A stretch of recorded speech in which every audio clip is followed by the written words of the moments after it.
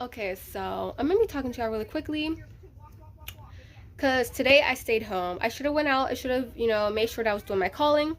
But y'all gotta make sure that we are holding ourselves accountable.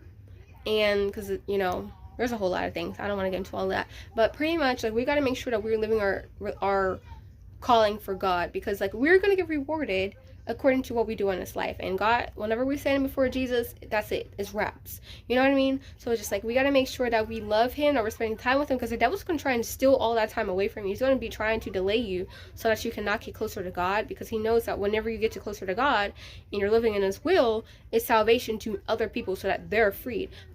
Jesus sent us so that we can go and set the captives free, to help those who are oppressed. That's what true fasting to him is, helping those and feeding those who are in need. So the devil don't want us to help everybody else and let these people free of captives, because it says in Revelation that he deceived the whole world. He deceived the whole world, right?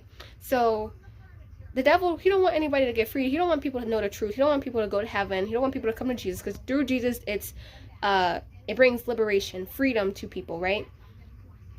Peace, love, and once they know what their calling is and are able to step in full authority to what God has called them, they become a threat to the kingdom of darkness. And the devil is going to have a bounty on their head. He's going to try and get them caught up, try and get them and destroy them, and try and snuff their light out before they can even get further in life. Especially whenever you're young, you get targeted very young. Jesus and Moses were both targeted very young, and then they grew up to be one of the best prophets and most influential prophets in the Bible, who in all throughout the stories. You know what I mean?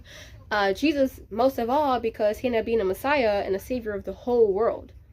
So the fact that in both of their situations, because Jesus, he surpassed all the prophets, including Moses, obviously, and I would just bring up like their similarities that.